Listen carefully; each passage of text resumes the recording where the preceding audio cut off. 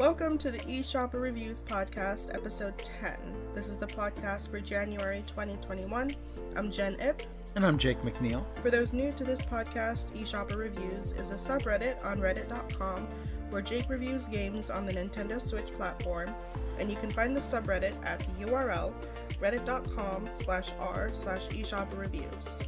We currently have over 1,700 reviews and counting, and we are supported by your donations on our Patreon, which you can find at patreon.com/eShopperReviews.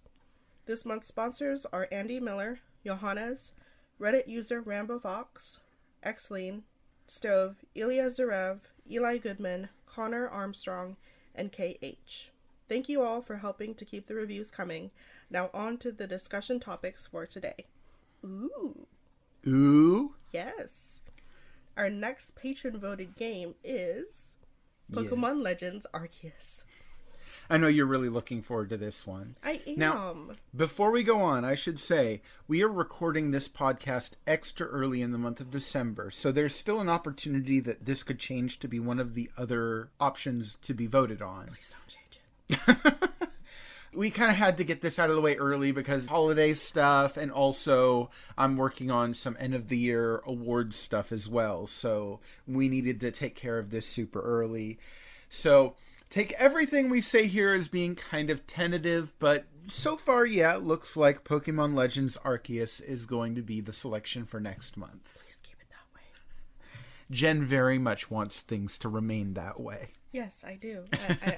I want this game. Of course, by the time you hear this, that will already be set in stone, so her begging will mean nothing to you, because there will be no way that you can help her by the time you hear this. You are very mean. I can be. Okay, so let's talk about next month's vote then. Yeah, so I figured since I'm taking care of things early, I would look ahead and see what games are coming up in February and what I kind of want to do as far as putting options available for the January vote. And I decided since the last couple of months, both months people have voted for a game that wasn't even out by the time the vote is up. So for November, the vote ended up coming up with Big Brain Academy, and that game hadn't come out yet. It came out this month. I reviewed it when it came out. And now it's looking like Pokemon Legends Arceus is going to win the December vote. For the January vote, I put on two games that do not come out until February. If they win the vote, I will review them as soon as they come out. Those two games are Atelier Sophie 2, The Alchemist of the Mysterious Dream, and Ollie Ollie World. And I put two other games on there as well, so you have options. The other two games are Game Builder Garage and Neo Geo Pocket Color Selection Volume 1. Interesting. The Neo Geo Pocket Color Selection Volume 1, I should mention, actually includes multiple games if you want to kind of get multiple reviews out of it. That's multiple games that were originally released on the Neo Geo Pocket Color and have been kind of combined into one collection. Okay, so we're skipping the news this month because it's the end of the year. Well, yes, we're doing something a bit different for the final podcast of the year for multiple reasons. First of all, again, because we're looking on to a new year, we figured it would be a good time to kind of look ahead at the year that's coming up. Second of all, because I'm working on the eShopper Reviews Game Awards, it seemed like it'd be a good opportunity to talk about that without going into the details as to which games are going to be named there. But also, I kind of feel like shaking things up a bit, and I am kind of wondering if our podcast listeners might be interested in a change of format. So this is kind of a test run to see how people feel about us talking a bit less about the news and a bit more about the games. So if you like what we're doing here, please say so. I very much want to have feedback to know what people want. If you hate what we're doing here, want us to go back to talking about the news, please say so as well. Either way, I would very much appreciate having some feedback because I want to give you guys what you want. Okay, so eShopper Reviews Game Awards. Do we just want to blitz through them all? No, actually, I felt like we were going to have some conversation and try Well, and talk about some of the... Okay, so here's the thing. You play the Switch far more than I do. So it would seem. Yeah, so I probably won't be able to even name a game for these categories. Well, I felt like for this podcast, we would be refraining from naming specific games. I'm kind of wanting to leave a bit of suspense there. I'm sure that people who've been following my subreddit for the last year have some idea what games are likely to be named in the Game Awards. But for this podcast, I figured we'd just talk about the process of actually putting together an award thing for all of these games, kind of some of my thinking of what goes into making these categories and what makes it so I decide one thing instead of another, that sort of thing. So I figured that's what we would talk about here. Okay, so you have it set down to where you have 5 days. Yes, I have it split into 5 days. Yes, and each day has a different category. Yeah, a different theme, basically, yes. Day 1 is specialty awards. Yeah, the specialty awards, I felt like it didn't quite fit into any specific kind of category. Stuff that I still thought was interesting or noteworthy. Things like, what is the best game for casual players? Or what's the best port or remake? Or what game did I think was way better than I expected it to be? That sort of thing. My favorite one, though, the top 10 games I wish I could have played before writing this, but didn't get time to do it in time. You know, they're every year, despite how I think Nintendo's counter says that I've played over 600 games this year alone. And despite having played that many games, there are still some major games that I haven't gotten around to playing yet. And I'll actually name a few of them here. I know I said I wasn't naming names, but it's not like this is a prestigious award. This is, obviously, I have not played Mario Party Superstars yet. Another game that I didn't play, but really wish that I had, is actually one of the ones that's in the vote for the month of January, and that is Game Builder Garage. I didn't play it when it came out. Would love to get my hands on it and try it, but the opportunity just never seemed right. It never went on sale because, of course, Nintendo's games don't generally go on sale. So that's one that I missed out on. And games like Mario Party and Game Builder Garage, those are major releases. And one of the things that I guess kind of bugs me is the thought of someone coming up and saying, well, how can you name a game of the year or a best this or best that when you haven't played all the games? And it's like, no one plays all the games. There are thousands of games released on the Nintendo Switch in the last year alone, and there's no possible way anyone's played all of them. And yeah, I wasn't able to play some of the more major releases, but there are also some hidden gems that I was able to play that I think a lot of the people who are handing out awards haven't. So I kind of feel like on balance it works out. And I'm sure if you're listening to this now, you probably have some idea if Mario Party interests you or not. You can probably look up other people's reviews of Game Builder Garage and say, is that for me? Is it not? But some of the other more obscure stuff that hasn't gotten a lot of reviews, I feel like I'm one of the few people out there who's celebrating some of these games. And again, I'm not going to name names, but there are definitely some specific ones that really shocked me that no one is talking about them as much as they should be. There are some great games that deserve recognition. The one that I'm actually I'm looking forward to a lot of them, but I'm curious, on day 2, you have technical awards. And yes. I'm curious on what you're going to pick for best music, best song, and best voice acting. So, first of all, talking about the technical awards, these are things like you said, best music, best song, best sound design, best graphics, things like that. Basically, the technical part of video games. As for best music, best song, and best sound design, I kind of wonder what I'm going to pick for those two. I'm still not sure. I thought I was certain about what would win best song, because there was one song for the majority of the year I'm like, oh, this is clearly it. And now I'm a bit less certain because there have been some other songs that I've been listening to. I'm like, actually, I keep thinking about this game when I hear this song, and it just puts me in the mood to play that game, and it feels like it sets the scene for it. Or this other one where I'm like, man, this interacts with the gameplay so well. And so, I don't know. When it comes to best music, it's up in the air. At the moment of this recording, I haven't even started to weed it down to my final 5+1 selections. I have 1 winner and 5 runners-up. I limit myself to that because if I didn't, I'd have a zillion, because there's so many great games. There's so many great, in this case, music soundtracks. One of the restrictions that I do place on myself for most of these awards, not all of them, but most, is I try to choose games that are relatively new. And on the Nintendo Switch, that's kind of a tricky thing because, let's face it, Nintendo Switch gets a lot of ports. Yep. And I still feel like they deserve recognition because a lot of these are ports of truly great games.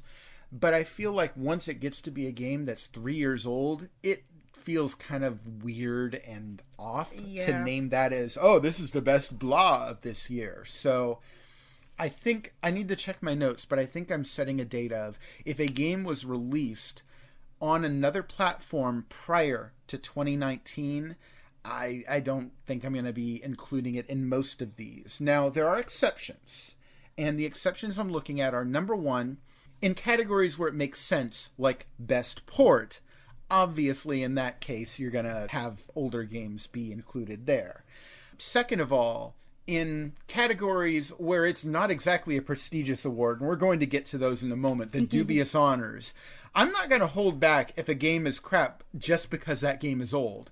If it's crap and you still decided to port it over, or if it's a decent game and you ported it over and did a bad job of it, yeah, you're going to hear about that. The other thing is that if a game has had enough significant changes to it that I feel like it makes it something different, in that case I would consider it for something. For example, 2 games come to mind. Doki Doki Literature Club Plus, old game.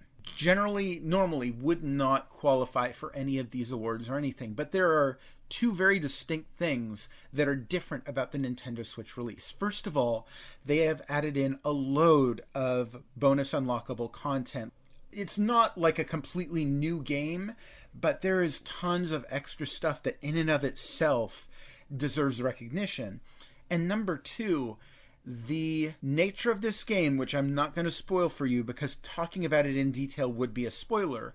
The nature of this game means that simply the act of porting this to Nintendo Switch was a really tricky thing that, in this case, I think they handled fairly well. And again, I feel like that deserves some recognition. This is not a new game, but the changes that were made to it are significant enough that I feel it deserves new recognition in this year.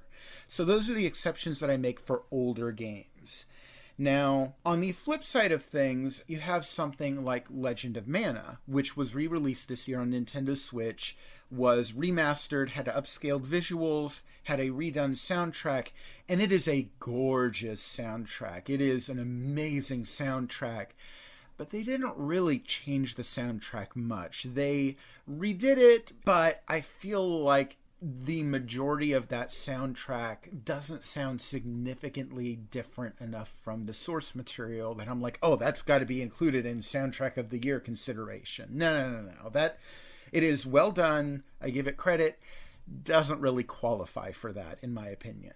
I'm nitpicking myself and my own choices because I'm full of myself. That's why. Okay, so the dubious honors. Yes, you were mentioning to me that this is one you're looking forward to. This is hilarious. No, worst microtransactions, most overrated. Absolutely. Laziest copycat. I feel like I don't like to be a negative guy. I don't like to harp on games that are just, well, you just didn't do a good job here. You have to admit, though, that there are some lazy copycats. Well, in some cases, it gets to be so bad that you actually have to hold them up and say, this, you did this. No, do better. Mm-hmm. Or, in some cases, this, you did this. No, this should never have seen the light of day. One of the categories in here, this is actually a new category I'm adding for this year, is worst asset flips. There shouldn't be asset flips on the Nintendo Switch. I'm frustrated that Nintendo doesn't have better quality control on this issue. And it's like, obviously, for an asset flipper, it takes them zero effort to turn around a game that they've basically gotten entirely themselves from another source. They got it off of the Unity asset store or something like that. And all they did was regurgitated it onto the Nintendo Switch. And often with a really shoddy port, terrible controls, whatever. And it's like, there is nothing I can say that would likely dissuade them from continuing this practice of putting these terrible asset flips on the Switch. But I can still point them out to everyone who listens and say, these people are doing this, don't buy this, don't waste your money on this trash. Now, some of the games that I name in my dubious honors aren't necessarily bad games, but they still did something that's not right. I know that one of the games in my worst microtransactions that is most certainly going to be named is generally a really good game. Actually, a few of them, now that I think about it, are really good games. But the microtransactions are so sleazy that it's like, it kind of sours the experience for me. Under most disappointing, one of the games that I can think of off the top of my head, I still think is a very good game, but it just had problems that it was like nowhere near as good as I wanted it to be, as good as it could have been. So, yeah, this is the kind of stuff that I talk about in day 3 of my awards.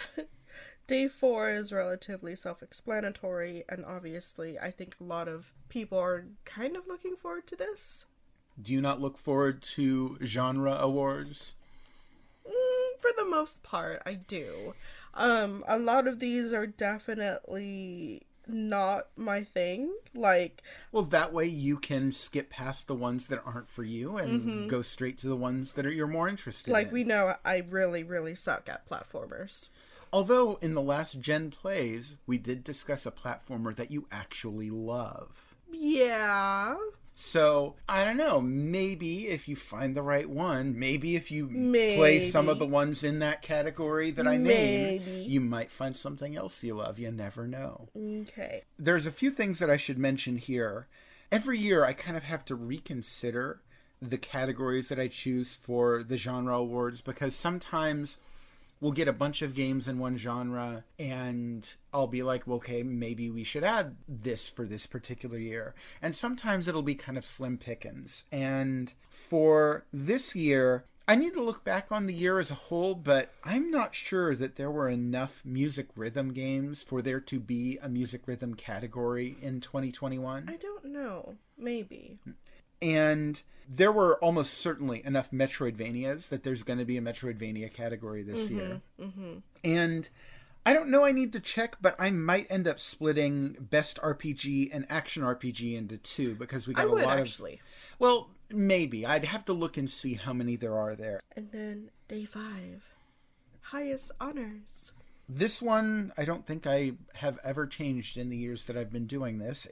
I named the 3rd place the Bronze Award. I named the 2nd place the Silver Award. I named 5 runners-up, which are technically underneath the Bronze Award. It's just kind of fun to lead with the runners-up before finally going to the big one.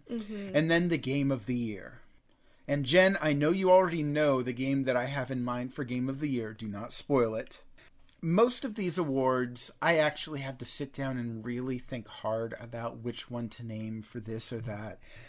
When it comes to Game of the Year on Nintendo Switch, I'm actually pretty firmly set on what I'm going to name. Unless I happen to play between now and the end of December, if I happen to play another game that I haven't played yet that really makes me reconsider everything, then I might change it. But by this point, I have already played the overwhelming majority of the major releases of 2021. So I get the feeling that I'm probably good. I probably have a good idea of what the Game of the Year is. And at this point, as you're listening, you don't. So please look forward to the eShopper Reviews Game Awards. I'm going to be putting them up probably within a week or two after this comes out. I still need to actually make them at this point, so I still don't know everything that's going to be involved, but I'm looking forward to it. Okay, so what are we looking forward to in 2022? Yes. Jen and I were talking about 2022 in general, and Jen, as some of you may be aware, is primarily a PC gamer. Uh-huh.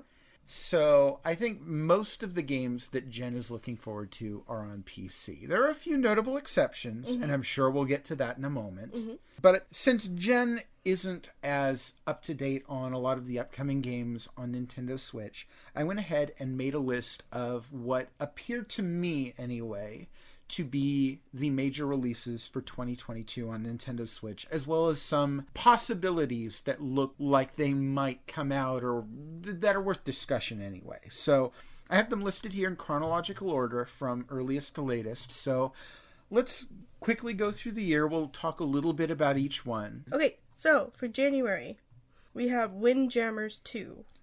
This game has been announced for some time, and it's been pushed back multiple times, but now it has an actual date.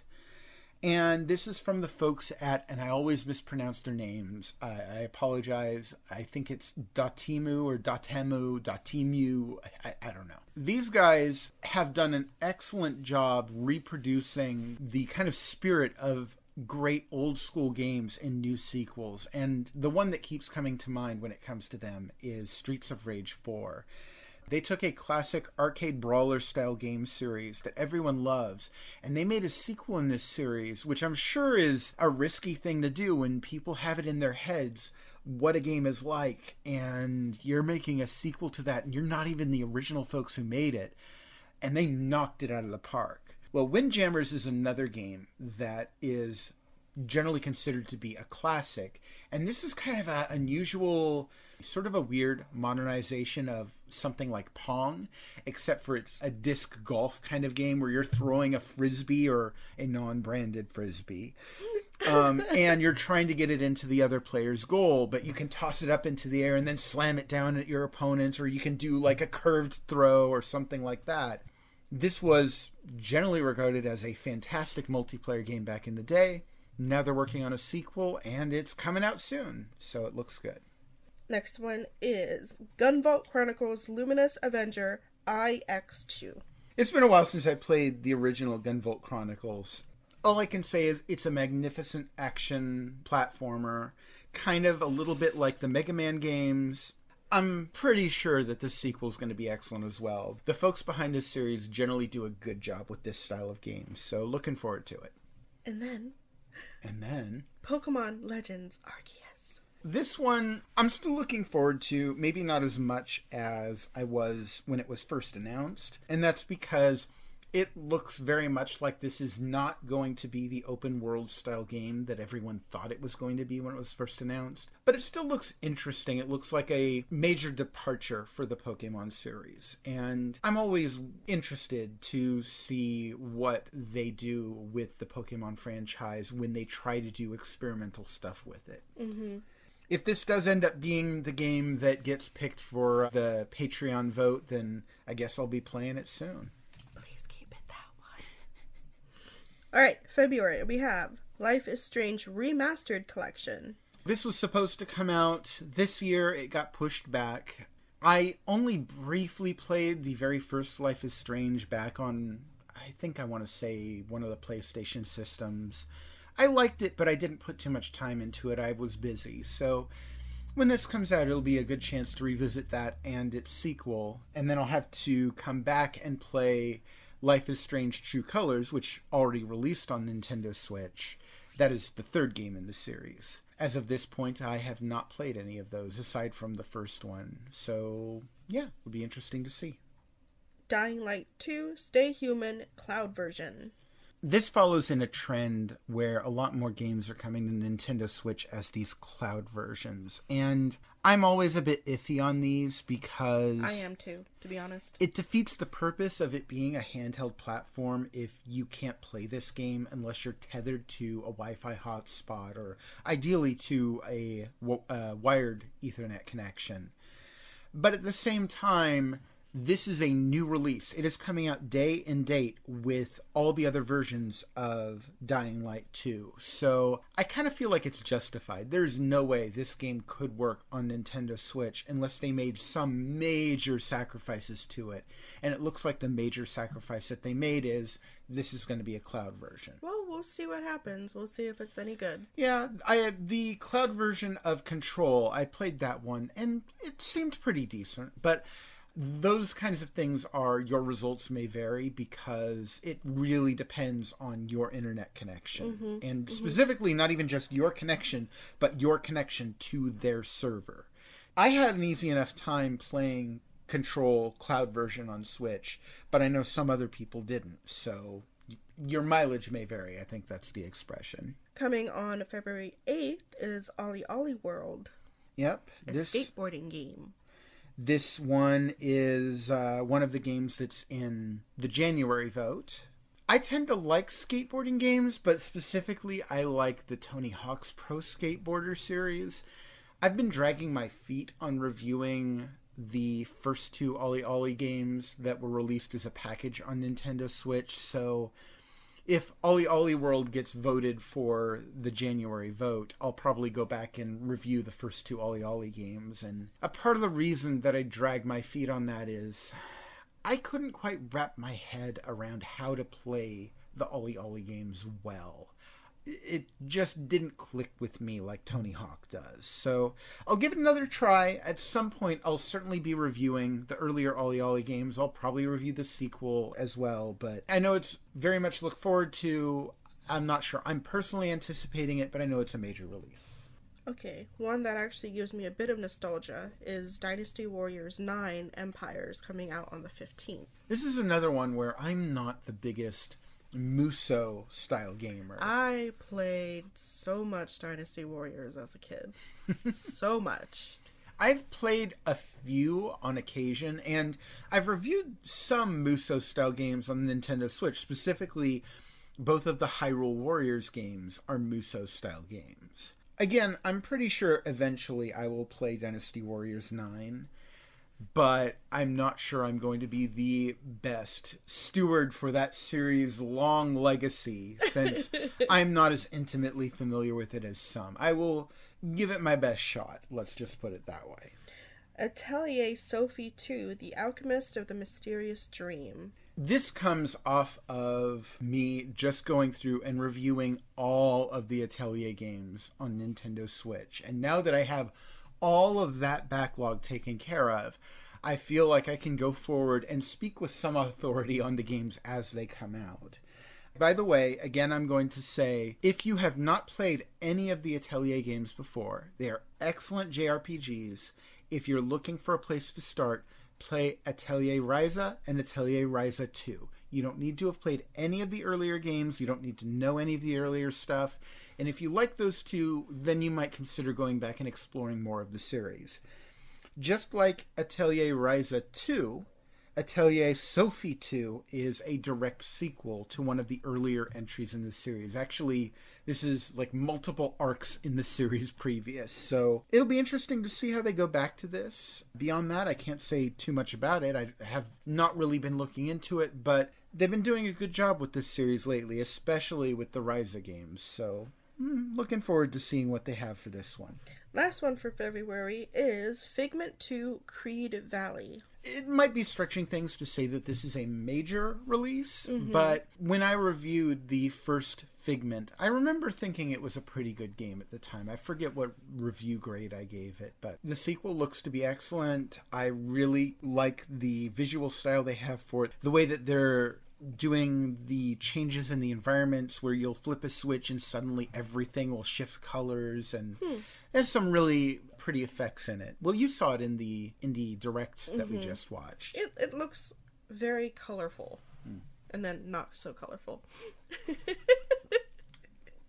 Okay, so for March we have a few. We have Triangle Strategy. This is coming out on the 4th. And again, gotta knock the name. Really, they should have picked a better name than Triangle Strategy. Yeah. But this is their, what are they calling it? HD 2D or whatever it is. They're using the same kind of visual style that they used in Octopath Traveler. But unlike Octopath Traveler, this is a strategy RPG, which it's like a perfect combination for me. I love the art style of Octopath, and I love a good strategy RPG. And since this is coming from Square Enix, there's a small part of me that hopes that that means that this could be channeling the spirit of Final Fantasy Tactics, which was an amazing tactics-style strategy RPG. That's what I've heard. In fact, the reason we even call them tactics-style strategy RPGs is because most of them follow in the footsteps of Final Fantasy Tactics and Tactics Ogre. That's not to say they were the first. There were definitely some before then. The Fire Emblem series goes way back. There's the Shining Force series. Those are a little bit different, but they're still kind of similar. But Final Fantasy Tactics ended up being what a lot of the ones that came after copied off. I'm going off on a tangent here. Anyway, Triangle Strategy looks great. Can't wait to play it. And then we have .hack/GU Last Recode. I have no idea what this game is about. The .hack series started out way back on the PlayStation 2, and they had a kind of multimedia sort of thing where they had a game series and an anime series, and I think there was a manga all running at the same time, Yes. all telling different stories. Mm-hmm. .hack/GU Last Recode, as I understand it, and I haven't been following this closely, but I believe this is a port/remaster of the first .hack game series back from those PlayStation 2 days. So they took those original games and brought them up to kind of a more modern standard. It's already been released on other platforms, and now it's being ported to Switch. And as I understand it, it is a good fit for Switch. It's kind of a JRPG sort of thing. Looking forward to it. Okay. The other game that I am very interested in, Chocobo GP, the Final Fantasy racing game. I didn't know you were that interested in this one. one. Okay, I'm curious about it because it looks so much like a certain Nintendo property game. This is Final Fantasy Kart, yeah. Yeah, pretty much. This is actually following the footsteps of games that were on the original PlayStation. There were a couple of games called Chocobo Racing. And so it's kind of strange that they're just now creating a sequel to those games because they're very old now. But it looks good. I don't know that it'll top Mario Kart, but since we are not likely to get a Mario Kart 9 anytime soon, sue me, I'm just telling the truth. This looks like it could be an adequate substitute for that. Then we have Persona 4 Arena Ultimax. I know that a lot of people, when this was announced, were super frustrated with Atlus because they continually port other games to Nintendo Switch that have storylines that are like sequels or they're dependent on the main Persona series without porting the actual Persona games themselves. And we had that with Persona 5 Strikers, and now there's this game, which is a fighting game that uses the characters from Persona 4. However, there's another portion of the fan base that is super thrilled that this got announced, and that is, we're talking about a game that was previously only available on, I believe, PlayStation 3 and Xbox 360. You can't get it on modern game platforms. And it being locked on those older platforms was really frustrating for people who are like, I love this game, I want to play it on my current game system. And until this comes out, there's no way to do that. So this is supposed to be a really great fighting game. I believe a kind of a 2D style fighting game, kind of like Street Fighter, that sort of thing. And while, yeah, it's frustrating that we still don't have any of the mainline Persona games on Switch, this is still going to be worthwhile to look forward to. And then the last one is... Last one for March. For March is Rune Factory 5. Yeah, you might be looking forward to this one. Yeah, okay, we can skip over that. I mean, we've talked a bunch about it already, right? For those who haven't heard our earlier podcasts, Jen and I are both very much looking forward to this game. I'm kind of a little nervous now that it's finally coming out because I remember in its original Japanese release, it reputedly had a lot of bugs and issues, and I'm really hoping that they've worked those out. Now that they've had, what has it been, like a year since it was originally supposed to come out? If they haven't worked out those bugs by this point, I don't know what they're doing. Hopefully this will be a magnificent release. For those who aren't familiar with Rune Factory, picture something like Harvest Moon, but with more of a focus on monsters and fighting and that kind of stuff. All right, so spring 2022, we have Advance Wars 1+2 Reboot Camp. This one was originally supposed to come out in December, got delayed, and when a game gets delayed, honestly, I complain about it like everyone else does, but when push comes to shove, I would rather a game get delayed than it be released in a broken state. So if they needed extra time to get this game properly ready, I'm all for that. In particular, I really hope they take some inspiration from Wargroove when creating this game, because Wargroove did some fantastic things, in particular with its map builder, and you could actually build your own campaigns within the game. And it would be weird if Nintendo revisits this franchise and doesn't update it to be competitive with the kind of spiritual successor series that someone else built. Alright, next one is AI, the Somnium Files Nirvana Initiative. The first AI, the Somnium Files game, was really fantastic. It had this great art style. It had a great premise of you're this detective who is going into people's subconsciouses to try and find clues to this serial killer.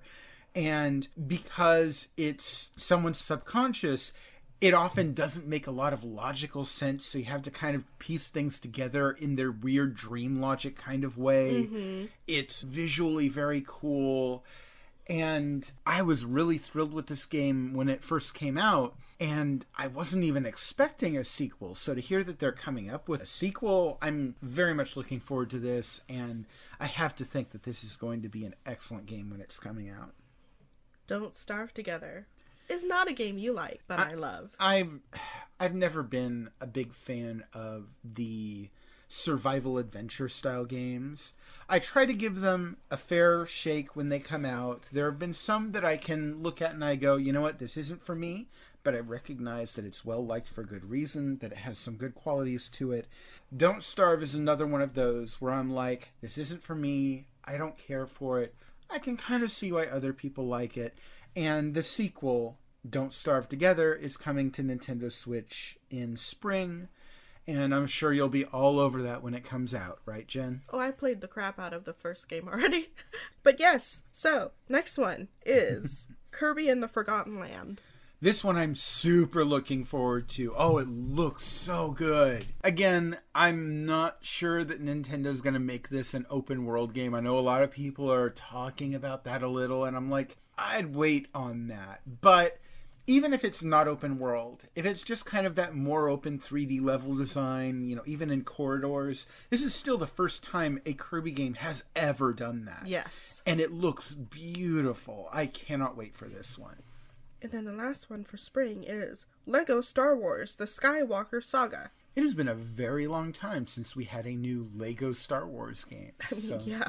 Supposedly they're going to be doing this one differently than the previous games. I don't know exactly how, but the Lego Star Wars games have a good track record, so this one should be good, probably, hopefully. Coming in early 2022 is Far Changing Tides.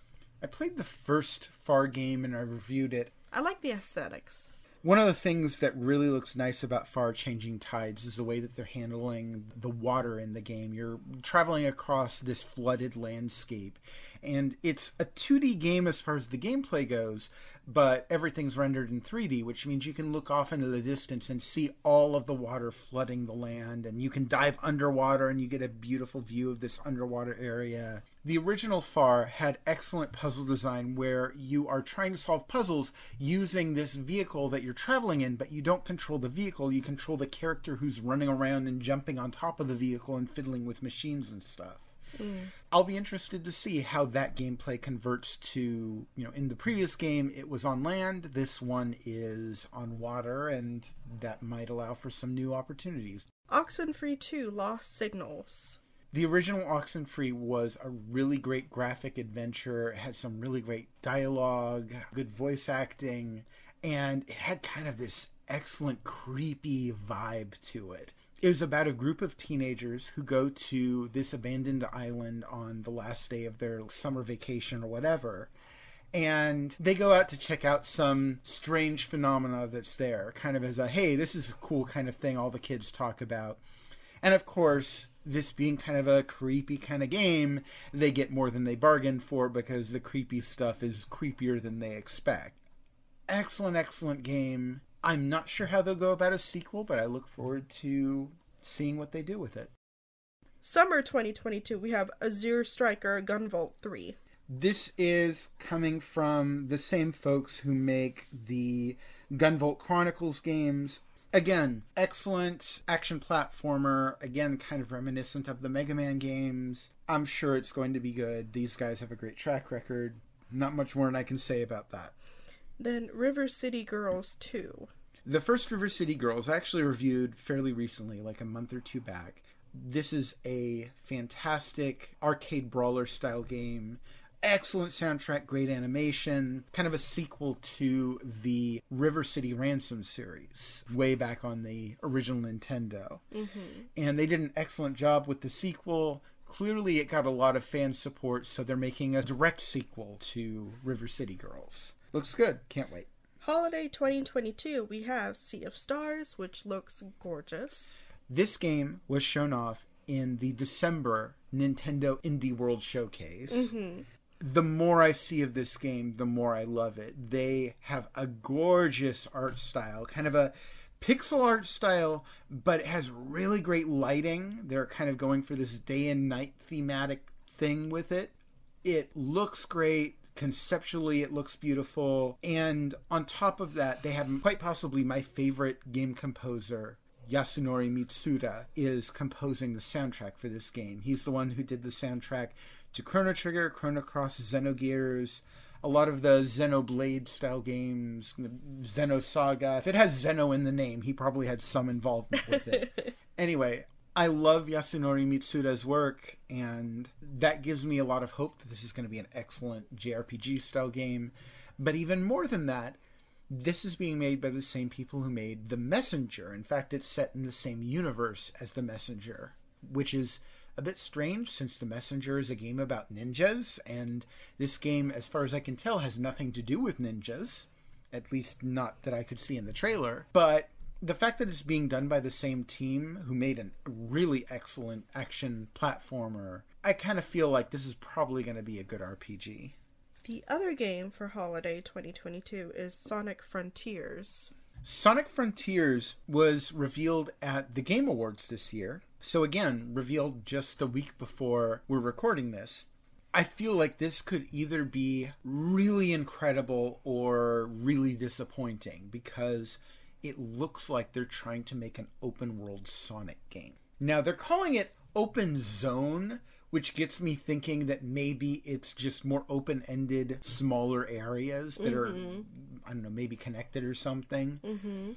And there's a part of me that wonders if Sonic the Hedgehog gameplay is conducive to an open world, because I feel like... You go fast. Yeah, gotta go fast. Yeah. I feel like the Sonic series has always been at its best when you're only just barely playing it. Going as fast as you can barely see anything that's going on, and you're making little reactions to things as they come up. You're going super fast and then you jump over an obstacle, or you're running fast down a corridor and you lean to the left or the right so you can get around something that's in the way. I'm not sure how conducive to that kind of gameplay an open world would be. I'm not ruling it out, but at the same time, let's be honest, Sonic's track record when it comes to 3D games is not very good. No, it's not. I shall see. I'm not going to rule it out, but I will definitely say I am withholding my judgment on this one, both in terms of I'm not going to get super excited about it. I'm not going to rule it out. I'm going to wait and see what it looks like when it comes out. So, for the second half of 2022, we have Marvel's Midnight Suns. Don't know too much about this one other than it looks like, I think they're saying it's going to be a strategy RPG featuring Marvel comic book characters. They're going for more of a magical character plot. Picture a lot more Doctor Strange, although I remember Wolverine's one of the characters is in it too. Oh, cool. I don't know. It could be interesting. We'll see. So, talk about some of the other titles that are coming out. So the rest of the titles that I have on this list are all just for 2022. We don't have an exact date for them. Okay. A Plague Tale Requiem cloud version. I have not yet played the original Plague Tale. I've heard it's very good, that it is both moving and kind of horrifying because you're moving through hordes of rats and stuff. But I can't speak to it. I know you're very much looking forward to Bayonetta 3. I am. Bayonetta 1 and 2 are two games that I consider to be the pinnacle of their genre. They are incredibly good spectacle fighter games where you're fighting off hordes of enemies using a really fluid kind of fighting style. And Bayonetta 3, from the trailer they showed off just this year, looks great. Can't wait for it.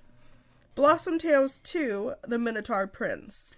So I really enjoyed Blossom Tales: The Sleeping King. This was a kind of a throwback to the classic 2D overhead style Zelda games like Link to the Past and Link's Awakening. I expect the sequel to be just as good as the first game. I have no reason to think it won't be, so looking forward to it.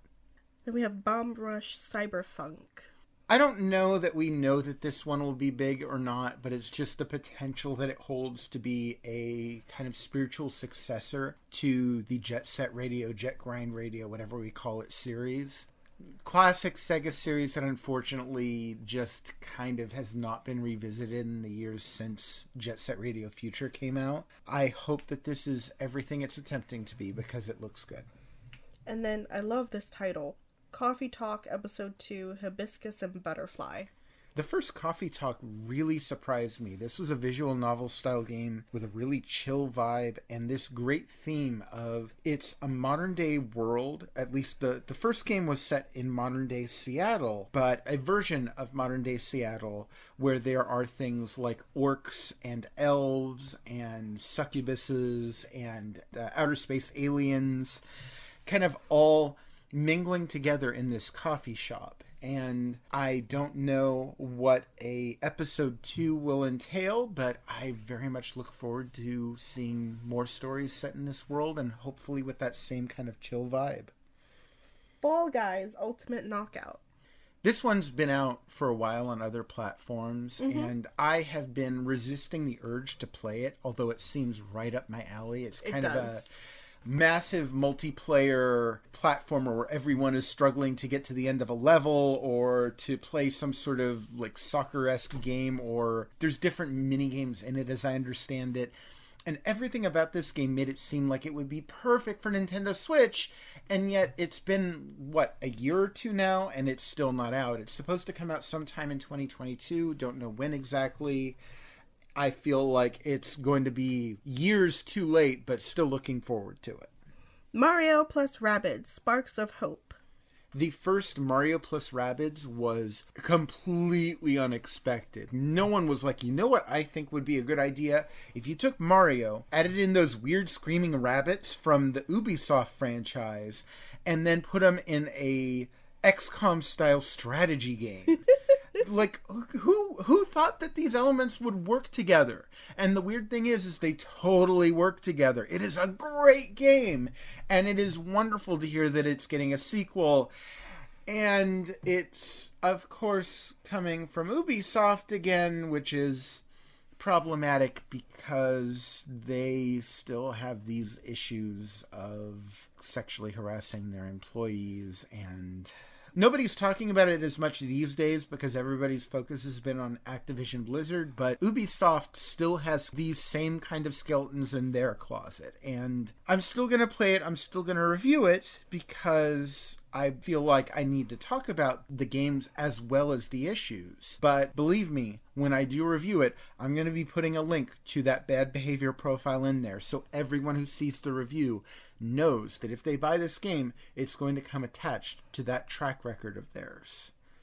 Metal Slug Tactics.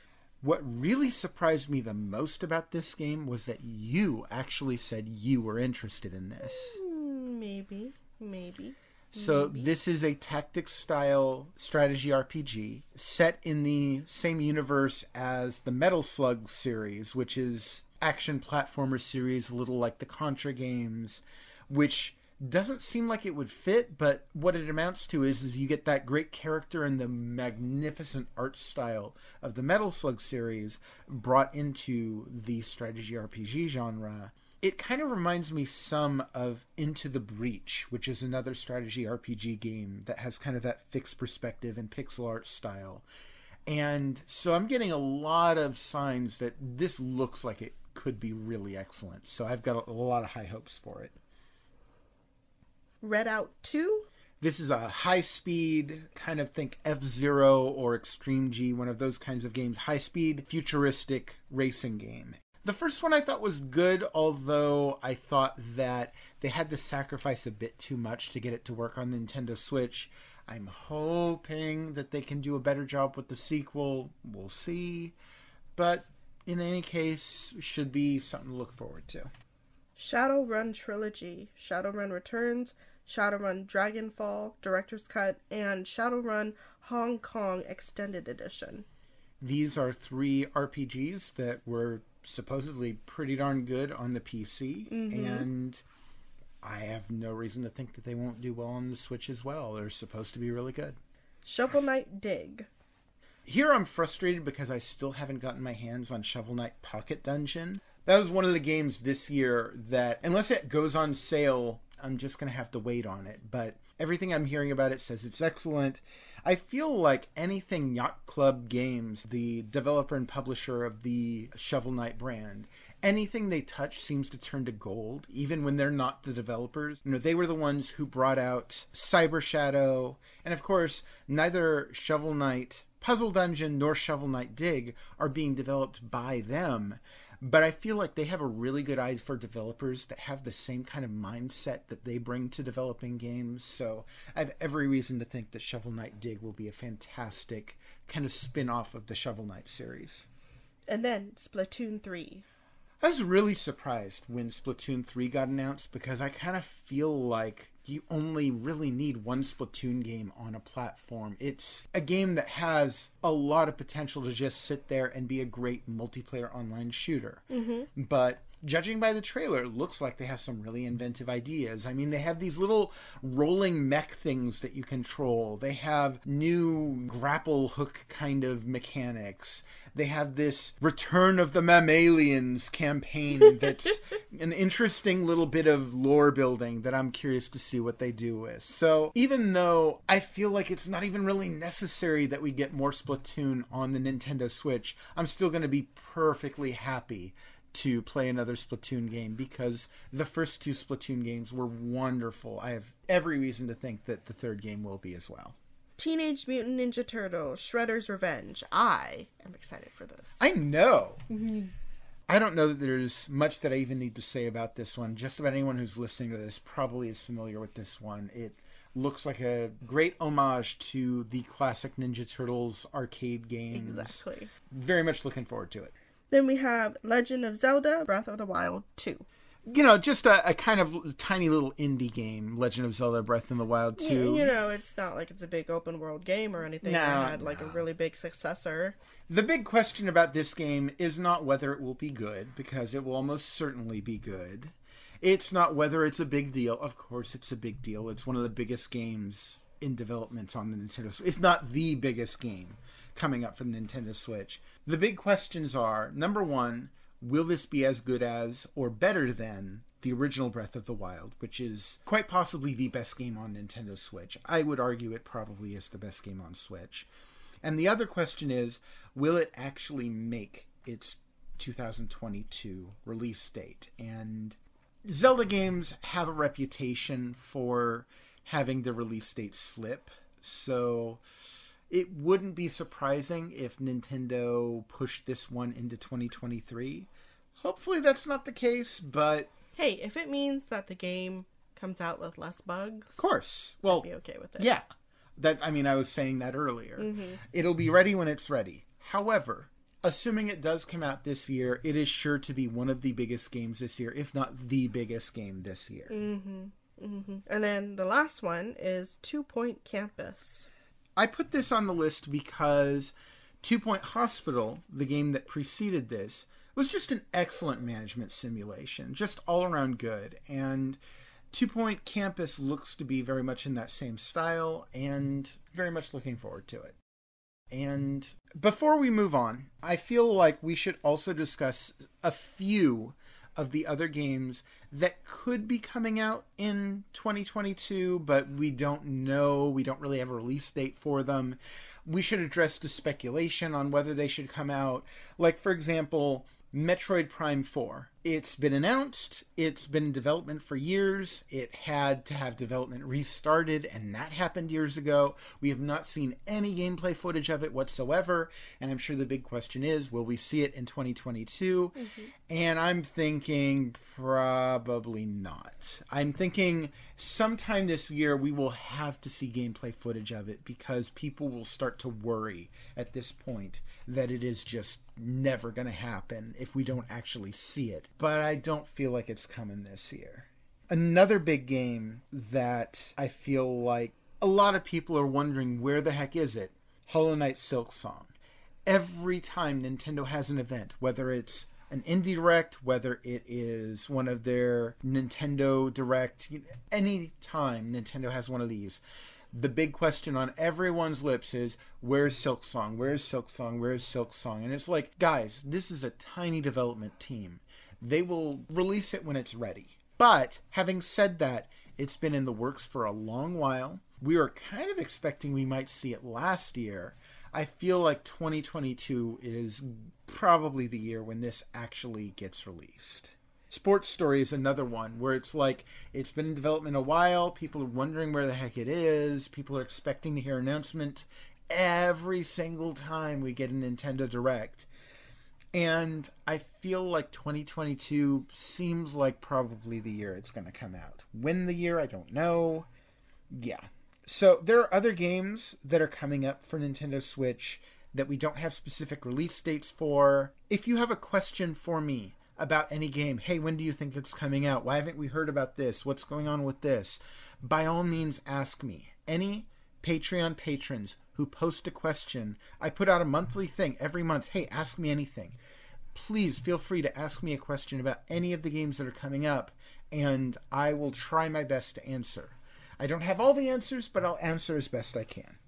Now to talk about some of the highlights for the games eShopper reviews covered in the month of December 2021. Just a note here, these are not necessarily games released in December, but games reviewed in the last month, and we'll start by talking about the best games. Yes. So before we go on, actually, I should make note, I reviewed a lot of games this month. This was me trying to get as much as I could possibly get under my belt before we reached the end of the year and got to the Game of the Year stuff. So these are the highlights, but it's not necessarily all of the worthwhile games that I reviewed this month, because I reviewed just so darn many. Also, we were recording this about a week or two before the end of the month, so there's a good possibility I will have played and reviewed and published a review for a game that we're not going to discuss here because of the way time works. However, as of right now, this is the highlights and lowlights of the month of December. So, one of the best games you put, and you have a lot actually. Yep, got a lot. Yeah, alright, so the first one is Unsighted. Unsighted really caught me by surprise. This was not a game that was on my radar, but I'd seen it recommended, so I gave it a try, and it really surprised me. This game, I feel like it juggles a lot of elements really well. It has a lot of Zelda-like qualities. You're moving around a mostly open map. You are going into dungeons. You're solving puzzles. You are fighting some really clever, well-designed bosses. But aside from the Zelda elements, there are also elements that are closer to a more traditional Metroidvania-style game. You have areas that open up as you gain new abilities. You have a customization system where you can change up your experience much in the same way that you could do in the game Hollow Knight. There is a really good combat system that's focused on countering enemies, and all of these elements it does very well. It also has some really original elements, like any of the friendly NPCs that you talk to during the game has basically a countdown clock. And if you do not complete the game by that time, they turn into mindless computer zombies, basically. So you're on the clock not just for yourself, but for each and every NPC in the game. However, you can extend any character's time by giving them an item that you can find in the game. There's something called meteor dust or something like that. So if you want to get on one of these NPC's good sides, maybe work on increasing your relationship with them, you can hand over some of this material, or you can hoard it for yourself to increase your game time. However, me personally, I'm not a big fan of deadlines in games. It always makes me anxious. Sometimes. I'm the same way. And one of the other great things that this game does is it lets you customize your challenge level in the game via one of many different ways. You can make the combat easier, you can get rid of those deadlines, and so people who want that kind of hardcore, really tough experience can set those all to the max. But if you feel like playing a game that's a bit more relaxed and easygoing, you can set down any one or multiple of those different challenges so that it's not something you have to deal with. I just think overall, this game does a great job of hitting multiple different marks really well. It came out of nowhere and I really love it. It's one of the best games I've played this year. Alright, so the next one is, I actually saw you play it, and I saw a few trailers of it myself. Shin Megami Tensei 5. The Shin Megami Tensei series, or I'll just call it SMT, is a very long-running series, but it's actually not as well known as the spin-off series that came out of it, Persona. Persona these days has eclipsed SMT in terms of popularity. And I do think both of these games are very different. SMT is kind of closer to Pokemon in that you are recruiting demons to your side to fight for you. However, it's unlike Pokemon in that you're not collecting hundreds of these things. You only have access to a small team, but you keep collecting more because as you collect them, you can smash them together to make better ones by combining them. The way that it handles these elements is really great. There's also an excellent combat system where it really pushes you to be very mindful of when you're attacking and what elements you're attacking with. And it rewards you with extra attacks if you hit an enemy's weakness or if you get in a critical hit. But it takes away attacks if you get blocked or if you hit an enemy's strong point. And the enemies work the same way. If they attack you with something that you're strong against, then they get fewer attacks. But if they hit your weak point, not only do you take more damage, but they get to attack again. So you really have to pay attention to those elements in battle. It makes for a very difficult JRPG, but it's really a rewarding one. And I think it's one of the best JRPGs on Nintendo Switch this year. It's one of the most original JRPGs to come along in quite a while. It does a good job of streamlining the series formula, and because it has no ties to the former story of the series that I can tell, it's kind of this original title in the series.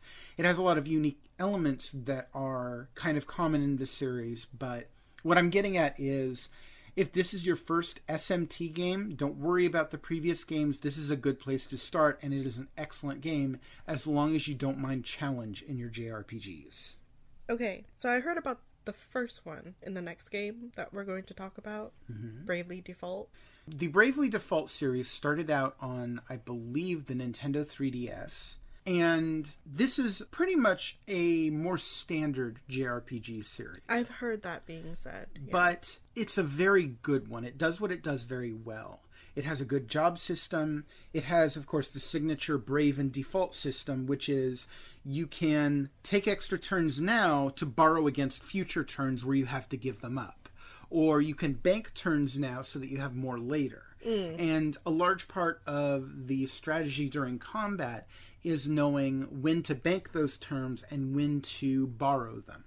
Beyond this, it's just a really good JRPG. It's a solid game. It has good voice acting. It has a presentation that's very good, although it's going to have some niche appeal because it has kind of chibi-esque characters to it. It has a beautiful soundtrack. It's just all around a great JRPG. And again, just like SMT5, this is a game that has no connection to the story of the previous game. Actually, previous games, this is the third game in the Bravely series, because there was Bravely Default, then Bravely Second, and now we're on to Bravely Default 2. But you don't need to know about any of that other stuff. This one is perfectly playable just on its own. This could easily be your first game in the series if you take an interest in it, and it's well worth playing. All right, so the next one is a platformer, Super Cable Boy. This is another one that really surprised me. I've seen no one talking about this game. It barely has any reviews on Metacritic, and on the surface, it doesn't look like much. It looks like kind of a Game Boy-styled platformer. It has very monochromatic graphics. However, what's really cool about it is the movement in this game is phenomenal. You start off and it's just kind of a typical platformer. You're playing this Game Boy-esque cartridge-based game system, and shortly into the game you start getting cartridges for yourself. Cartridges you can place in your character, and these grant different abilities. Like the first one you get is a grappling hook that really helps you to swing around and get a lot more mobility. But shortly afterwards you'll get a second cartridge, which will, I believe that one gives you a double jump, I want to say. But the thing is because it's a Game Boy style device, it can only have one cartridge in it at a time.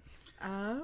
So what you're doing as you're going through these environments is you're gradually learning you need to start hot swapping the cartridges to go from one ability to the next, so that you can take on these difficult platforming challenges. And it's a really clever mechanic. It's done very well. Movement in the game feels magnificent.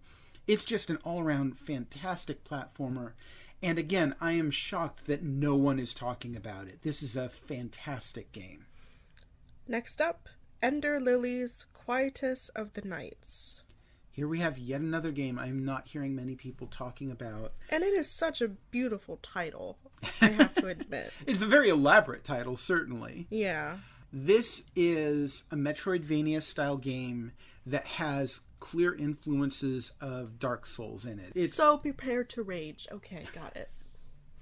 I suppose so. Basically, the Dark Souls style elements are that you need to pay careful attention to when to dodge in combat, when to attack, when to dodge. You need to watch enemy patterns. And also, the world in the game is very bleak and it's very lore heavy. You start out and you play as this young girl, I think a priestess, who awakens in this land full of zombies, basically. And she's talking to the spirit of this knight, who's basically like, you know, hey, you're the only one who can purify the land of this blight that has overtaken it. And even though this little girl can't fight, she gains the help of these spirits who can fight for her. So when you press the attack button, this ghost of this knight will appear and wall up enemies with a sword, or you can summon them to shoot an ability or something. This is not an unusual system for a Metroidvania. We saw some of the Game Boy Castlevanias do this as well, but it's still very well done here. The Souls elements are worked in very nicely. It has a really great lived-in feeling, like this is a world that used to be magnificent and has just gone to hell due to this blight. And you're exploring in part to try and find what you can do, if you can do anything. And I feel like the Dark Souls-y kind of elements come through in this one more than the Metroidvania elements do. And that's not necessarily a bad thing. It's an excellent, excellent game. Just, I would say that's the side of this that the game leans toward more. Okay, and then last one, which we actually played together. We did. Fly Together.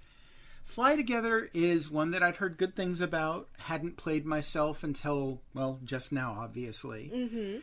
And this one is a really great kind of pick up and play party game. You can use traditional gamepad controls, but this game really works best if you're using the Joy-Con's motion controls. Agreed. You're basically using it like a Wiimote, pointing it at the screen and using it to move a pointer. And there's a button to reset the pointer. It all works about as well as you could hope for from a Nintendo Switch game. Obviously, we're not using Wiimotes for this. But the idea is it works a lot like there's a fairly common mobile game where you're drawing routes on a screen for a plane to follow to get to an airport, and you're trying to keep the planes from crashing into each other. Well, in this game, you're using the cursor to grab onto planes and then drawing its route to the airport in much the same way. However, what sets this apart from those games, which there have been countless of over the years, is this one is very multiplayer focused. It actually gave me a strong vibe of something like Overcooked, where you have a strong co-op element where multiple players are trying to accomplish this task together, but they need to have really good communication or they'll end up messing up each other's work.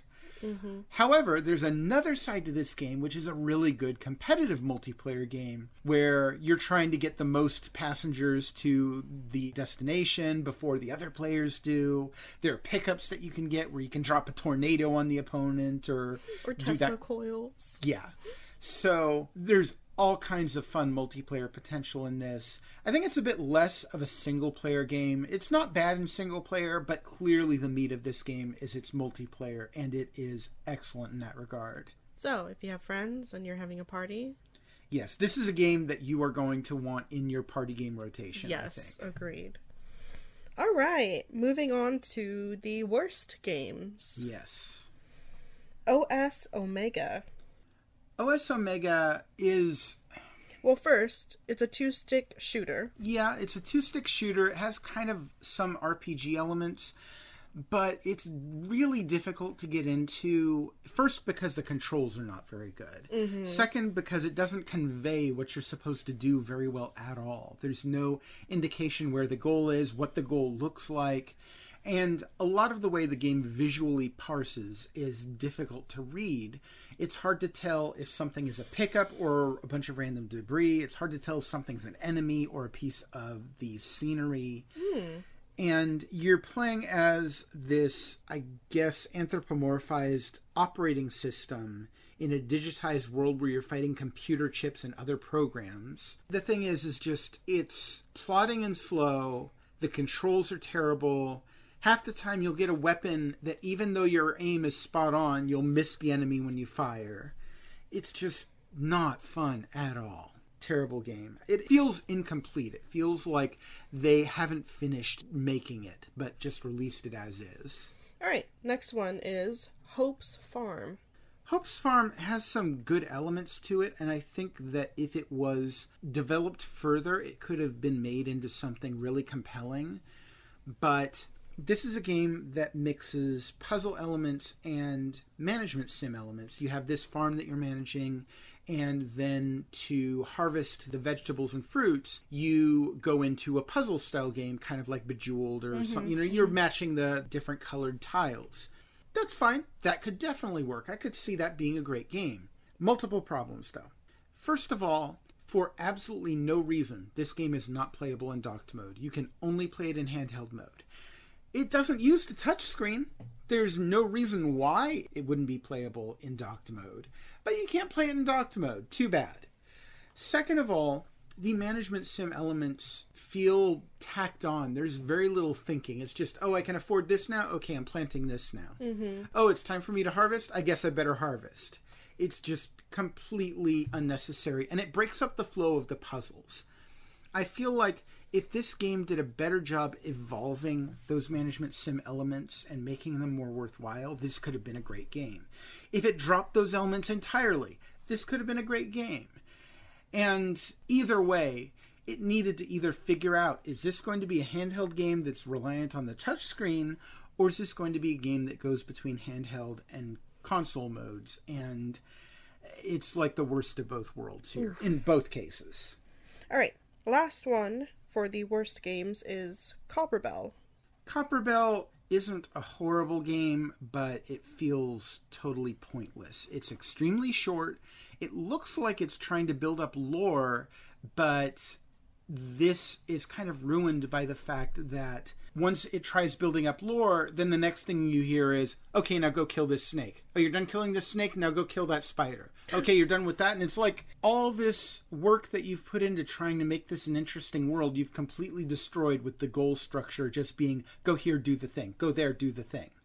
And if you strip all of that away, What you have is a really plain and not very good action platformer. And like I said, it's extremely short. So by the time you're done with it, you just have this overwhelming feeling of, why did I even bother with that? Oh, ouch.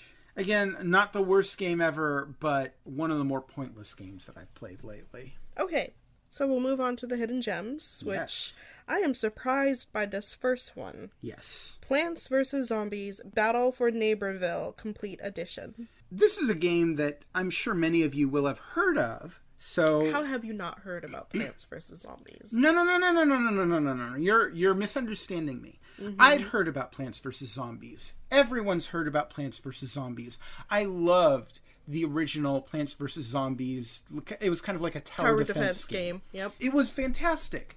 But ever since EA got a hold of the company that makes these games, PopCap, this company has been putting out basically these team-based third-person shooters. Kind of a little bit like Overwatch-ish. Yes. And I really would have loved to have gotten Plants vs. Zombies on Nintendo Switch. This was not what I wanted. And I feel like a lot of people are on the same page with me on that. Why are they even bothering with this? I don't care about this game. But I try to give everything a chance. And why this is on my hidden gems list is because despite this feeling of why I don't care about this, I don't want this, this isn't what I asked for, it's actually a pretty darn good game. Okay, so is it a shooter? Yes, this is a third-person shooter. Like I said, it's kind of like Overwatch. You have different classes you can choose between. Okay. You know, they're all different varieties of silly plants or silly zombies, depending on the side you pick. Okay, yeah. And it's just really well done. On Nintendo Switch, the graphics are very good. Obviously, it's downscaled from other versions, but it's very good for Nintendo Switch. The different classes offer a lot of variety. There's some clever, subtle mechanics in the different characters. And the presentation is great. Overall, I was really surprised with just how good this game is compared to how very little I cared about it prior to playing it. So I feel like I'm not alone in this. Most people who looked at this game are like, if I want a shooter, I'll just play Overwatch or Paladins or play Call of Duty on the PlayStation or something. Why would I play this dumb cartoony plant game? And it's like, no. It's actually pretty good. Give it a chance.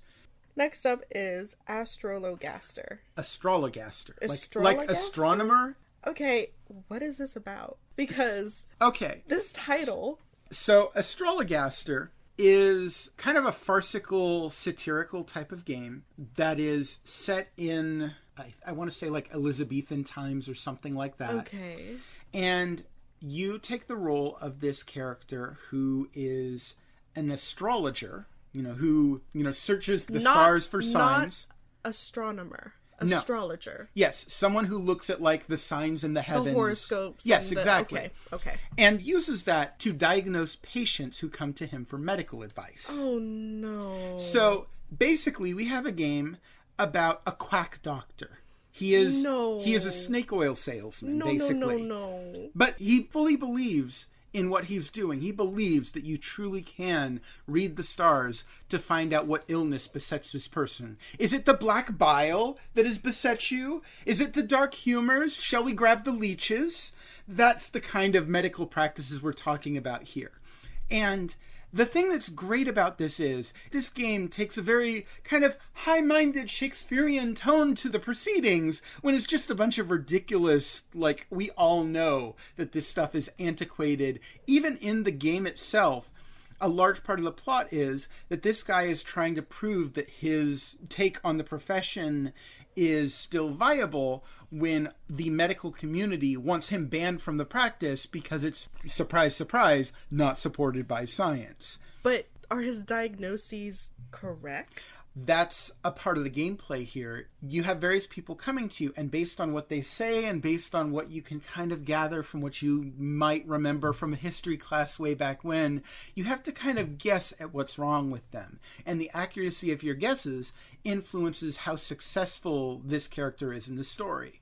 So this woman might come in complaining about vomiting and various other symptoms. And based on the context of kind of what you know about her and can judge, you have to kind of guess, okay, is she pregnant? Or maybe she's just a horrible drunk, and this is her throwing up after a night of revelry. And your gameplay depends on how well you can parse kind of what you're seeing in here. But it's kind of all interpreted through this gameplay of, I'm reading the stars to find what ails you. Again, really great satire. And one of the amazing things they do with this game is, despite the fact that your guy he's a quack doctor. Yeah. Despite that, they actually do a really good job of making all the characters well-rounded. He generally means well. He thinks that he's doing... a quack. Yes, absolutely. But on top of that, he's getting into relationships with his patients that are improper, let's just say. Unethical? Very unethical. Okay. Absolutely unethical. Okay. So not only is this a hidden gem, this is absolute comedy. Well, that's just it. It's comedy. It's got little bits of drama because the characters are so well-rounded. So it's like you can really feel for some of these patients who are coming in looking for genuine medical advice. And this doctor, this would-be doctor, this so-called doctor, who believes he's giving good medical advice, but neither of these parties is necessarily aware of, yeah, this is total no. Yeah. Okay. Oh, I could go on because the voice acting in this game is magnificent. And every chapter of the game, each new patient, each new chapter of the story is introduced with this chorus of singers singing about the situation. Oh, no. And I'm not sure if I can say this on this podcast, but I will try and be delicate about this. One of the songs in the game comes about when one of the doctor's patients has decided to break off her relationship with him, and he is in distress at this point. The chapter is introduced with the song Not Foreman. Okay. So, I didn't say the genre earlier. This is kind of a visual novel, graphic adventure style game. You're mainly reading the story and then deciding how to answer each of these patients. But just the way that it goes about this is really refreshing. The topic matter is, of course, very original. I highly recommend it as long as you have a stomach for some really unethical medical practices. And honestly, it kind of reminds you a lot of some of the more unethical responses to the current epidemic that we've seen going on lately. So if that sounds like the kind of thing that might upset you, maybe this game might be a bit much for you, but I'd still highly recommend it. Okay, moving on. We have Part-Time UFO, which I think I played it with you. You did. Okay, so I would describe it as like a side-scroller crane machine game. That's a pretty accurate description, yeah. Yeah. It's kind of an arcade-style game where in each level you have a task that you're given to do, and you need to use your crane on your little UFO to move around objects to complete this task. Mm-hmm. And it can be anything from reassembling a structure to... picking up cows. I think it was cows. It was cows. I know there was a level... It was cows and their poop. Okay. It was... I remember this. Believe me. Okay. See, I go through so many games, it's hard for me to remember sometime. I'm like, I remember there was a level where you were plucking turnips out of a field. Yes, and carrots. And I do not like the soundtrack. I thought the soundtrack was adorable, but it got on Jen's nerves as I was playing it. It did. It really did. But it's a fairly simple game. It's fun. You have to try and balance things that really should not be balanced. And it has some very good co-op, too. Yeah, it does. Fairly simple game. Probably could finish it in a day. It's not a very long game, but there's a lot of fun going back to it and trying to top your previous score. And there's unlockable challenges as well. So, yeah, you can beat it quickly, but there's still a fair amount of meat to it. And it's a fairly inexpensive game, too. So, I definitely recommend this one. Next up is Loop Hero, which I've heard a lot of good things about. Loop Hero has kind of gotten a lot of good word of mouth this year. It released on PC earlier this year, and it got ported to Nintendo Switch actually just this last month, just in the month of December. And it is a roguelike where every time you start a run of the game, it'll produce this loop-shaped, loop that... This track. Basically it'll create a randomized track that your little hero character is constantly walking around in an unending repeat. Mm-hmm. And you are kind of sort of playing a dungeon master of sorts, laying down territories and enemies for this character to fight, but also making sure that you're not making it too difficult, you're not making it too easy, you're kind of trying to make it so that he gradually becomes more and more powerful, and as you do so, you unlock more and more stuff that you can put on this track, and you have to decide at what point you think it's starting to get a bit too tough for him so you can call it quits right then and there before he gets killed and loses most of the stuff that he's collected over that time. There's definitely an element of strategy to it. In the game has RPG style combat, but you're not in control of any of that. The characters are fighting back and forth. What you're doing is you're setting things up so that they happen automatically as he moves along the track. This is a very creative game. It's very unique. I can't think of much else out there that's quite like this. I can't either. It's not going to be for everyone, but it is very enjoyable, very well worth playing, especially if you're a fan of kind of the roguelike structure and RPGs where you kind of have a more indirect control over your characters. Next is Boomerang X. This is a first-person action game. I don't want to call it a first-person shooter because I wouldn't call it a shooter. You're not really shooting a gun. You're tossing a boomerang, as the title states. Mm-hmm. The really great thing about this game is the way that you move through the game. Early on in the game, you're basically just tossing the boomerang and calling it back, and that's how you fight enemies. Shortly afterward, you get the ability to do something called a slingshot, which is while the boomerang is out in the air, you can tap one of the triggers and call yourself to the boomerang like you're bungeeing over to it. Mm-hmm. In addition, the game shortly after that introduces a new mechanic where while you're holding onto the boomerang and spinning it around for another shot, you can slow down time. And so you combine all of these together, and what you get is your character can toss the boomerang in the air, summon himself to the boomerang, grab it, start spinning it, slow down time in midair, toss the boomerang again, summon himself to the boomerang in midair again, and continue this repeatedly, so you never need to touch the ground, and you can pick your shots while in midair, tossing the boomerang at enemies, and then jumping over to the new spot and doing it again.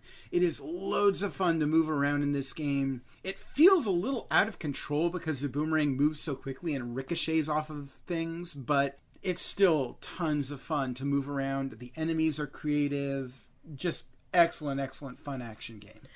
It's not, for me, it's not aesthetically pleasing. It's very simple in the way that it looks, but I think that's a stylized approach. I think it's intentional. Not a game for me, but I can see how somebody could have fun with it. Okay. We have Cyberhook. Cyberhook is another first-person game that's not really a first-person shooter, although there is a little shooting in it. It's mostly focused on the speedrunning and the acrobats and, of course, the titular hook, which is you're running along, you're jumping, and then you can send out a hook to most platforms will allow you to attach it. And this acts very much like a bungee cord, and it can slingshot you up and over the platform you're on to. And so there is a bit of adjustment getting used to the movement in this game. But when you do, it is extremely liberating.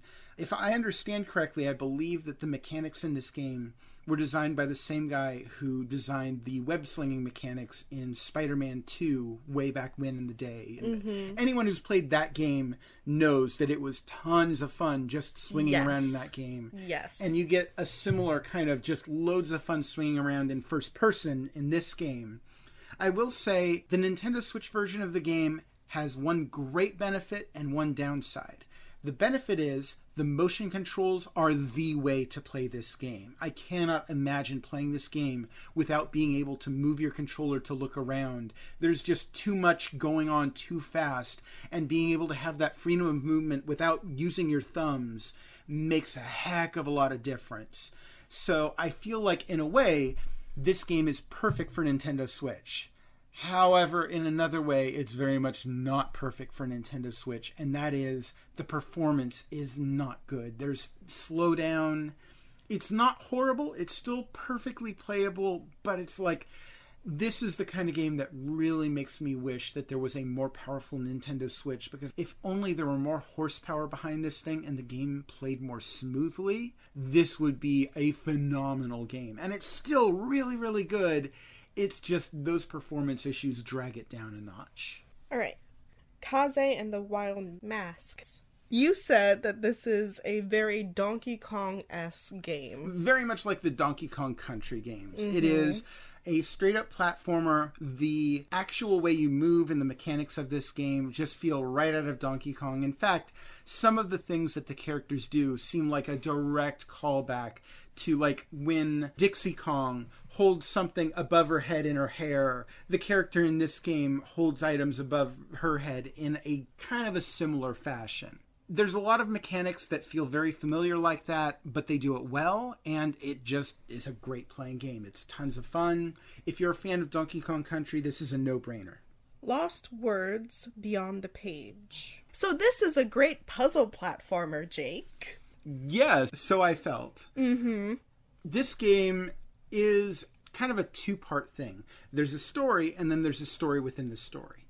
In the outside story, there's this little girl who's writing in her diary talking about her experiences with her mom and her grandmother, and her grandmother takes ill, and it's kind of about her frustrations with that situation. And then there's a story inside that story that the girl is writing about this girl in a tribe who gets magical powers, who can use words to do things. And the thing is both of these different games are quite good on their own. But it's interesting how they tie together in terms of their plot, because obviously the way that the girl's life is going is affecting things that are happening in her story. And in the framing device, it's not just a matter of you reading what she's writing in her diary. You're actually manipulating the words to make platforms for your character as you move them along. And in the inside game, the one that she's writing, she uses different words to imbue properties to parts of the environment, to cause it to be fixed, to cause it to be levitated, that kind of stuff. And both of these are very creative. I kind of feel like the stuff in the diary is more creative, and I feel like the elements in that part of the story resonate a bit more strongly than the stuff in the fantasy story she's writing. But overall, it's still an excellent game in both parts, and if you like puzzle platformers in particular, this is well worth seeking out. All right. Other noteworthy reviews. Yes. Starting with Aspire, Ina's Tale. This was a review code that was provided to us by Untold Tales. Thank you again, Untold Tales. I really appreciate it. I thought this was a great concept for a puzzle platformer. You're playing this girl who wakes in this mechanical tower after some kind of battle has happened in it, and there are very few residents still living within this tower, and her goal is basically she just wants to escape from the tower.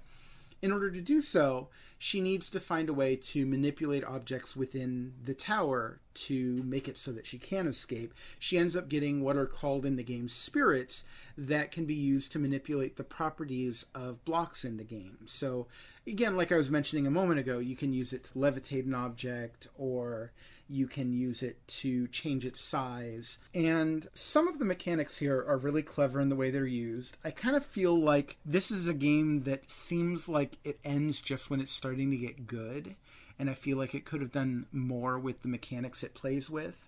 But overall, this is a pretty good game. I liked it. I think the presentation is good. I just kind of wish the platforming was better, and I wish the game was longer to take advantage of those mechanics it sets up. I'm going to butcher the name of this next game. Extase? You know, I'm not entirely sure. It could be that. Okay. I always read it as ecstasy, just a weird spelling of that word, but it could very well be extase. Okay. Just for the record, yeah, Ekstase. So you folks in the audience can decide what you think that's pronounced like. This was a review code provided by Rascal Games. Again, thank you very much, Rascal Games. I very much appreciate it. And this is a puzzle game that, the moment I started playing it, screamed to me Lumines. Lumines is a falling block puzzle game that I absolutely love, and so I was really looking forward to trying this one. I think this one has some charms too. If you felt like Lumines was just a bit too on the simple side, I think the mechanics in this game are a little more complex. That wasn't personally to my liking, but I could see it being something that someone else might enjoy. And I also felt like there wasn't quite enough variety in this game for my tastes. But again, if you're a fan of puzzle games, and especially if you're a fan of games like Lumines, this is very much in line with that game. Basically, blocks are falling and you're matching them up based on the colors within the blocks. Big Brain Academy, Brain versus Brain. This was our patron-voted game for the month. And while normally I applaud Patreon patrons for choosing an excellent game for me, this time, it's not bad. If you got kids, this is the game for them. If you've got kids, they might appreciate it. It's presented in this veneer of, this is an educational thing. I'm not sure how much there actually is to that. It's more like, try and remember how many of this thing you saw. Try and quickly match up these items, that kind of thing. Kind of like flashcards almost. And it's okay. I didn't hate it, but it was nothing special as far as I was concerned. Well, the next game I know is very special to you. This game I specifically saved to be the very last game I reviewed for the year because it was also quite possibly my most anticipated game for 2021. Disgaea 6, Defiance of Destiny. I absolutely love the Disgaea series, and my opinions about the series have kind of gone up and down over the years based on the different entries. For example, the first game I absolutely loved. Disgaea 4, I feel like I really enjoyed the characters and the story in that game, but I thought the mechanics were somewhat lacking. Disgaea 5, I love the mechanics in that game. I think it is the best game as far as gameplay goes, but I hated the characters with a burning passion. They were annoying and just I did not like them at all. So I was interested to see with this new one how that would play out. I skipped over 2 and 3 because they're not on the Nintendo Switch, so maybe talk about those another time. Maybe, if NIS decides to bring those to the Switch. Cross fingers, hoping, please. Anyway, Disgaea 6, a part of what I was looking at was how's the gameplay, how's the characters and story compared to previous games. However, there's a lot more to this game than that. It introduces a couple of things that really change this. It makes it one of the biggest changes to the Disgaea series that's ever happened. First of all, this is the first game in the series that uses full 3D graphics. It has cel-shaded characters as opposed to the 2D hand-drawn characters of previous games. And I think that works okay. The visuals look fine. They don't look particularly impressive, but they look fine. The problem is this introduces performance issues into the game. And the game has multiple display modes you can choose between. There's a performance mode and then there's a graphics mode. Both of these modes have problems. Performance mode has decent frame rates, but the characters look really blurry.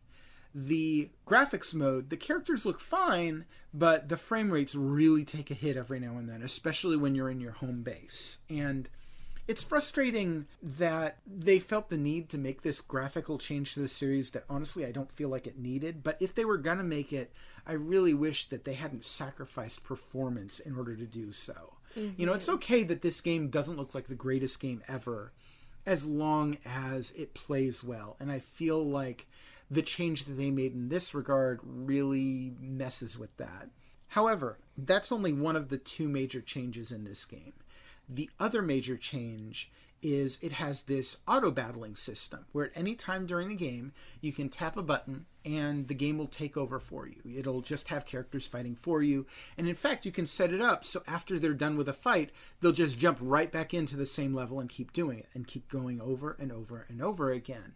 And in fact, in between the fighting, you can go into your menus and there's something that you can set up called Demonic Intelligence, DI, where you can set up little macros for all of your characters that'll say, when this happens, do this. If not that, then this. If this is happening, do that. Otherwise, do this. Oh, wow. Talk about micromanagement. Oh, yeah, absolutely. You can program each and every character individually or you can copy over these behaviors from one to the next and set it up so that you have your own private army acting on your pre-programmed instructions, and then you can set the controller down and treat this as an idle game.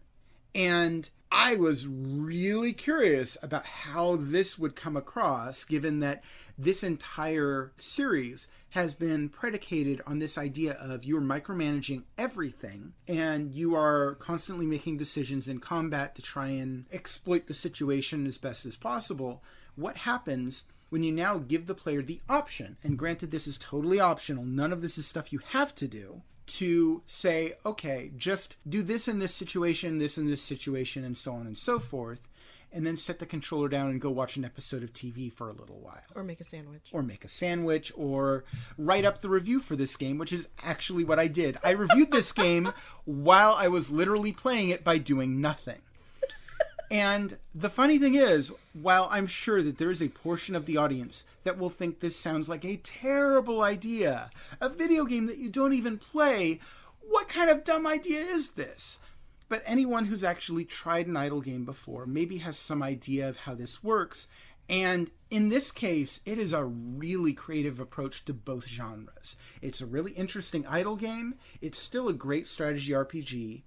I think on the whole, the strategy RPG elements are not as good as they were in Disgaea 5, but the fact that they add this new element that totally changes up the way the game can be played is really creative. I don't think I've seen anything else quite like this in this genre or any other take on this. And while I still, on balance, prefer Disgaea 5, I think that this is a fantastic, unique game that's well worth trying out. Okay. So another noteworthy thing that happened involves Nintendo Switch Online. Last month, I'm sure many of you will remember, Nintendo introduced their expansion pack, which added Nintendo 64 and Sega Genesis games on an additional paid tier of the service. This month, they released additional games for that service.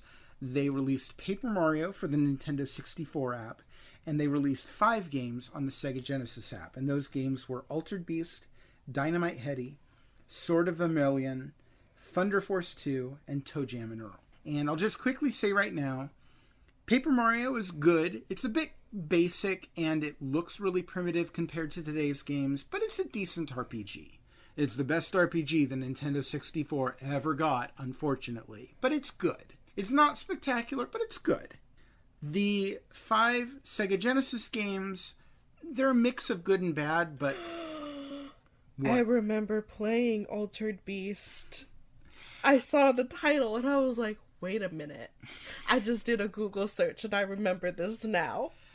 I think Altered Beast is one of those games that a lot of Sega Genesis fans remember fondly, but I honestly don't think it's aged well. Probably not. And in fact, that's the case for most of these games.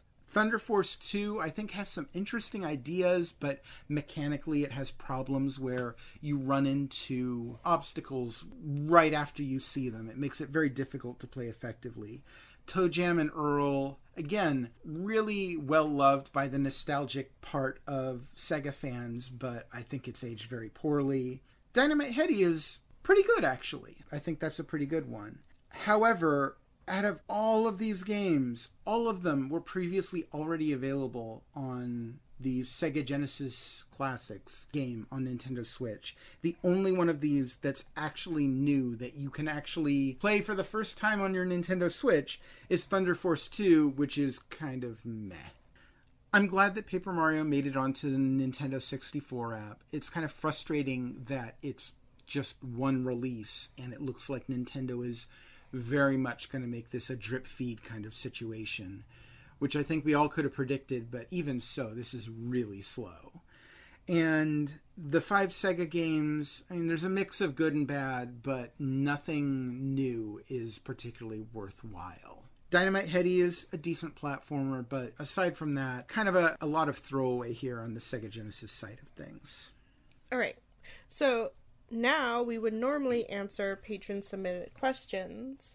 As a reminder, Patreon donors who contribute any amount can have their questions discussed on the podcast. However, this month we don't have any, so I prepared a question of my own. Have you now? Yes. And I'm actually wondering if you yourself even know the answer to this. Oh, a challenge. Over this past year, Yes. how much do you think you spent on video games? I decline to answer. Why? If I were perfectly honest, I don't know how much, but I would guess that it's somewhere in the realm of thousands of dollars. Probably not tens of thousands, No. but I've spent more than a fair chunk of change. And on that note, I will say to my Patreon donors, again, thank you very much for your support. Obviously, the small amount of money, relatively speaking, the small amount of money that I get on Patreon does not even come close to covering the amount of money that I spend on video games in a given year. But it still really helps. It helps me to know that my work is appreciated, that people actually care enough to put money towards me feels crazy. And again, I can't thank you enough for those of you who have contributed. And if you're someone who hasn't contributed, don't worry, I'm not trying to get on your case about it. I'm the one who ultimately decides to put all this money into video games, and it's not your fault that I'm spending so much. And in the end, I can't very well complain because, hey, I'm getting a bunch of great video games out of it, although I'm also getting a bunch of terrible video games out of it. On balance, I think I come out ahead, although if you're looking at my pocketbook, on balance, I'm very much not coming out ahead. Alright, that wraps things up for this month's eShopper Reviews podcast. Again, we want to thank all of our patrons on Patreon for contributing. Patreon donors are the first ones to gain access to these podcasts, and if you are interested in becoming a donor, please check out our Patreon page at patreon.com/eShopperReviews. And once again, if you're curious to read any of the reviews or content mentioned in this podcast, you can find it on the eShopper Reviews subreddit at reddit.com/r/eShopperReviews. Once again, this has been Jen Ip. And Jake McNeil. We'll see you next month, and in the meantime, we both hope you found this content helpful and enjoyed some good games. Catch you all next time. Later.